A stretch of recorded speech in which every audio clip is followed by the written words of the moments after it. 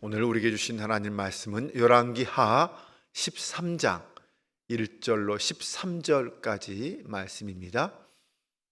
열왕기하 13장 1절에서 13절 말씀, 저와 여러분이 한 절씩 교독하며 봉독하겠습니다.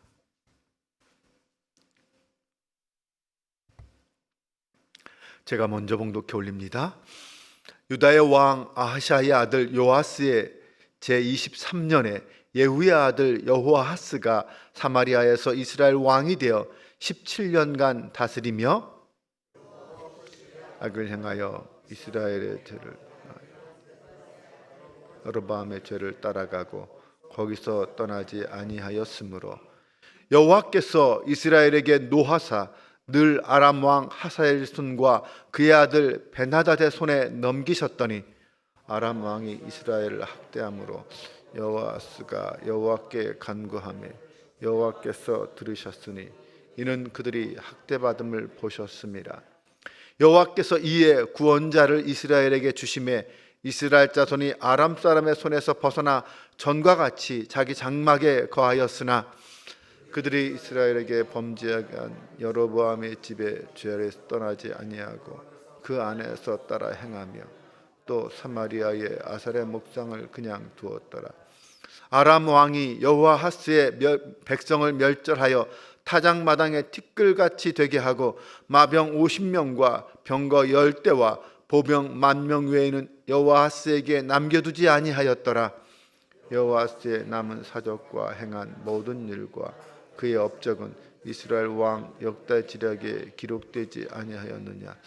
여호아하스가 그의 조상들과 함께 잠에 사마리아에 장사되고 그 아들 요아스가 대신하여 왕이 되니라.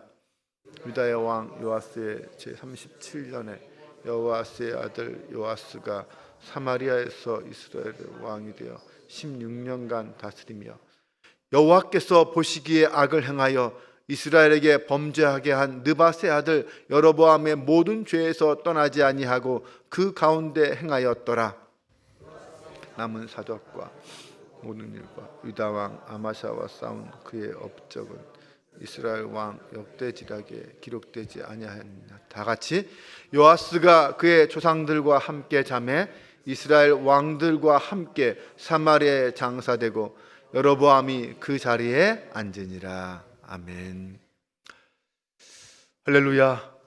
오늘도 우리의 삶 가운데 날마다 동행하시며 위로하여 주시는 하나님의 선하신 그 손길을 느끼며 하루를 살아가는 저와 여러분 되시기를 바랍니다.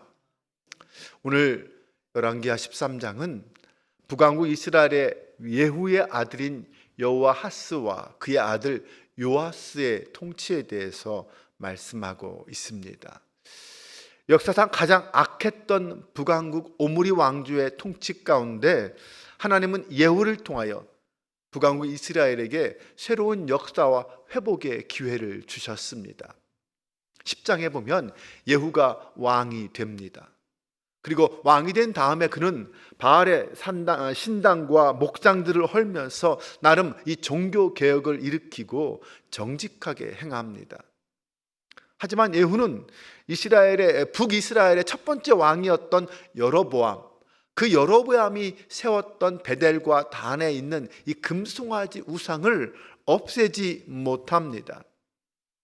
북왕국 이스라엘의 가장 근본적인 문제였던 이 반복되는 죄악의 원인 베델과 단의 금송아지를 끊어내지 못한 것입니다. 그리고 결국 이것이 나중에 북이스라엘이 우상숭배와 죄악으로 인해서 무너지게 되는 근본 원인이 됩니다. 예후가 죽은 뒤에 그의 아들 여호아하스가 북이스라엘의 왕이 되죠. 그 여호아하스에 대한 평가를 오늘 2절은 이렇게 말합니다.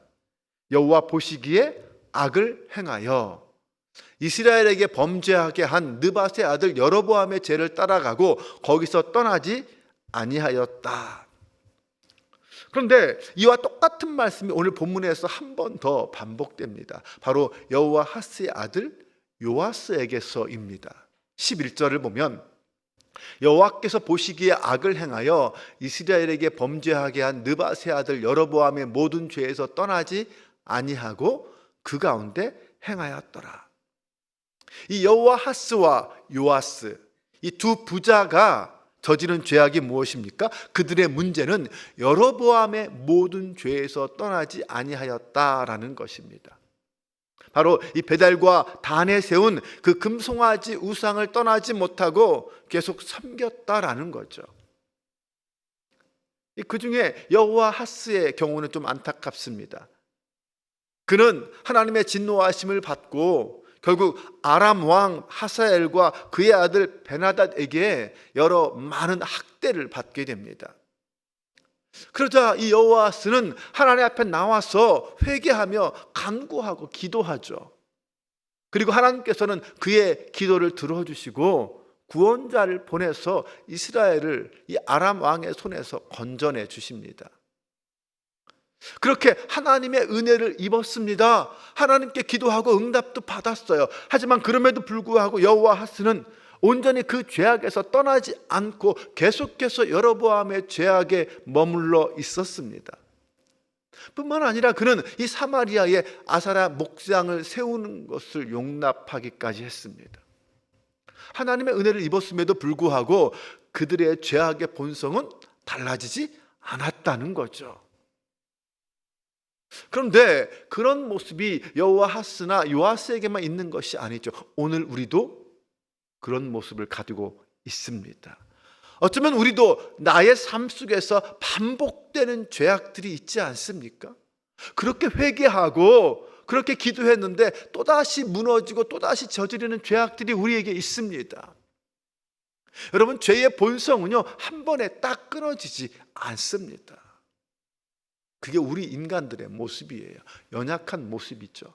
그때 하나님께서는 과연 우리를 어떤 모습으로, 어떤 마음으로 바라보실까요? 여호와하스와 요아스 두 왕의 실패를 반면 교사 삼아서 우리는 우리의 신앙을 새롭게 혁신해야 할 것입니다. 우리의 삶 속에서 반복되는 죄악들, 그 죄악들을 끊으려면 어떻게 해야 할까요? 먼저 우리는 하나님의 은혜를 날마다 되새겨야 합니다. 사람들은 자신이 바라는 대로 일이 잘 풀리면 하나님이 나를 사랑하신다라고 생각합니다. 반대로 자꾸 일이 꼬이고 안 되고 어려움을 당하면 하나님이 나를 떠나셨나? 하나님이 나를 버리셨나? 이런 생각을 하게 되죠. 하지만 하나님의 역사는 그렇게 단순하지는 않습니다. 하나님은 죄악의 길을 가는 자들을 그냥 내버려 두실 때도 있고 때로는 그들의 기도를 들어주실 때도 있습니다. 본문의 여호와하스의 경우처럼 말입니다. 하지만 어떤 경우든 하나님이 원하시는 것은 무엇입니까? 그가 죄악에서 떠나서 하나님께 돌아오는 것을 하나님은 기대하시고 그렇게 행동하시는 거죠. 그래서 하나님은 때로는 우리가 죄악 중에 살고 있음에도 불구하고 끝까지 인내하시고 기다리십니다. 또 우리가 죄악 중에 있음에도 불구하고 때로는 우리의 기도도 들어주시고 응답하여 주시는 것입니다. 아합 가문을 멸망시킨 예후, 그는 하나님의 은혜로 북왕국 이스라엘의 왕이 되었습니다. 그러나 예후는 그 은혜 안에 계속해서 거하지 못하고 여로보암의 길을 걸어갔다라고 말했습니다.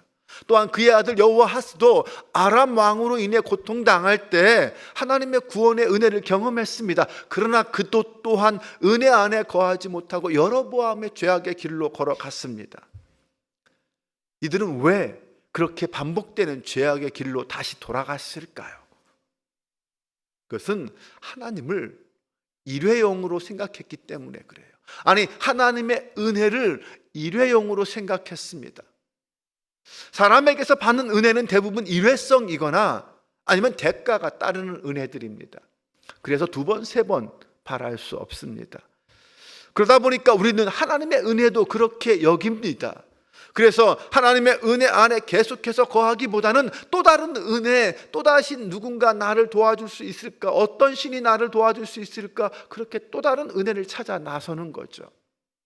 하지만 하나님은 영원하시고 신실하신 분이기에 때로는 받을 자격이 없는 죄인임에도 불구하고 그에게 한량없는 은혜를 베풀어 주십니다.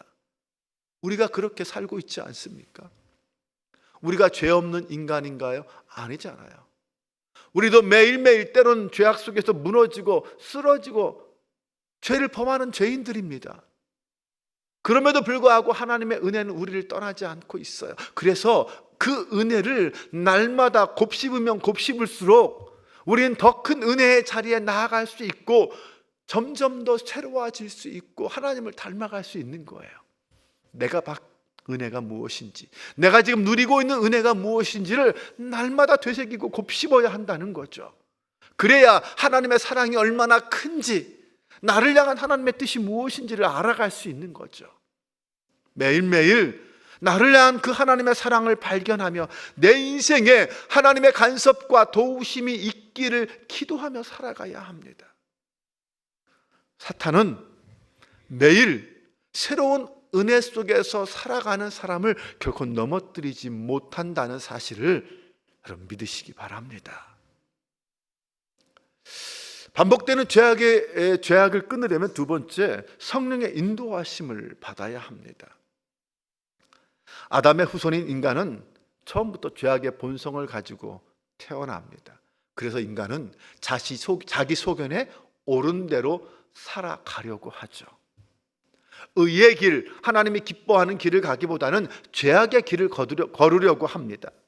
하나님의 의를 구하지 않는 사람은 스스로 자신이 의의 길을 걸어가고 있다라고 착각하며 살아갑니다.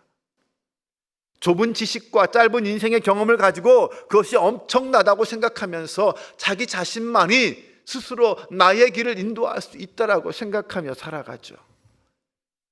여호와하스와 요아스의 삶을 돌아보면 분명 그들은 하나님의 은혜를 경험한 시간이 있었습니다. 그들은 하나님의 은혜를 찾았고 하나님의 은혜를 경험했습니다. 그럼에도 불구하고 또다시 여로보암의 길을 걸으면서 그 죄악에서 떠나지 못했습니다. 또한 그들은 이미 자신들의 아버지의 삶을 바라보면서 그 아버지들이 어떻게 성공하고 어떻게 실패하는지를 눈으로 지켜본 사람들이에요. 자신들의 아버지가 하나님이 인도하시는 그 길을 걸어갈 때는 은혜를 받았고 반대로 그 길을 떠났을 때는 멸망을 당했다라는 사실을 그들은 알고 있었다는 것입니다. 그럼에도 불구하고 그들은 그 하나님의 은혜 안에 있지 못합니다. 자꾸 떠나죠. 똑같이 반복되는 죄를 저지른다는 것입니다. 하나님의 손을 잠깐 놓고 잠깐 빛나는 정치적인 성공, 그 길을 따르려고 하는 거예요. 사람들의 인정을 받으려고 그 길을 걸어가는 것이죠. 하나님보다는 사람을 먼저 보기 시작한 것입니다. 결국 그런 것들을 따르는 길에서 할아버지 예후 때부터 반복된 그런 죄를 저지르고 만 것입니다. 반복되는 죄악은 결코 스스로의 힘으로는 끊어낼 수 없습니다. 그래서 반복되는 거죠. 따라서 우리는 보혜사 성령님의 도우심을 받아야만 합니다. 우리를 죄악으로 이끄는 그 강력한 죄악의 힘을 거절하고 의의 길을 걸어갈 수 있는 길은 하나님으로부터 오는 힘밖에 없습니다. 그 힘을 입는 것밖에 없어요. 그래서 성령의 인도하심을 받아야만 합니다. 이제 말씀을 정리합니다. 반복되는 죄악은 성도의 삶을 괴롭히고 영적 전투를 치르며 살아야 할 그 성도를 무기력하게 만듭니다. 스스로 자기 자신을 비하하게 만들죠. 그래서 우리는 그 죄악을 끊어내야만 합니다. 그 끊어내기 위해 노력해야 합니다. 하지만 그 죄악을 끊어내는 것은 우리의 의지와 우리의 결단만으로 되지 않는다고 했습니다. 하나님의 은혜를 날마다 되새기며 경험해야 한다고 했어요. 날마다 새로운 은혜가 나를 사로잡아야만 하루를 그 믿음 속에서 결단하며 시작할 수 있고 그 은혜 안에 살아갈 수 있습니다. 또한 성령 하나님의 인도하심을 받아야만 한다고 했습니다. 그래야만 그 반복되는 죄악의 힘을 끊어낼 수 있습니다. 오늘 이 새벽에 함께 우리가 기도하면서 하나님의 신령한 은혜를 사모할 수 있기를 바랍니다. 성령 하나님의 그 기름 부으심을 통하여 새롭게 하시는 그 은혜를 힘입고 주님이 주신 위로와 힘으로 하루를 승리하는 저와 여러분 되시기를 주님의 이름으로 축원합니다. 기도하겠습니다. 아버지 하나님, 북이스라엘의 영적 암흑기는 결국 여로보암의 죄악으로 시작되었음을 깨닫습니다. 여로보암 한 사람의 죄악의 시작이 그의 후손들에게 계속 이어지는 것을 보았습니다. 하나님, 우리의 삶은 그 반대가 되기를 소망합니다. 나 한 사람의 선택과 순종이 하나님의 영광이 되게 하시고 그로 인해 나의 후손들이 하나님의 은혜 안에 살아가게 하여 주옵소서. 다윗의 삶이 바로 그랬습니다. 하나님, 우리는 여로보암의 길이 아니라 다윗 왕의 길을 따라가는 사람이 되게 하여 주옵소서. 여전히 우리 안에 남아있는 죄악의 고리를 끊어내고 은혜의 고리를 연결하기를 원합니다. 우리를 긍휼히 여겨주시고 날마다 말씀 속에서 은혜를 발견하게 하여 주옵소서. 날마다 말씀과 함께 성령의 인도하심을 받으며 살게 하여 주옵소서. 오늘도 우리를 이끄시는 성령의 인도하심을 믿고 기도하는 저희가 되게 하여 주옵소서. 우리 주 예수 그리스도의 이름으로 기도합니다. 아멘.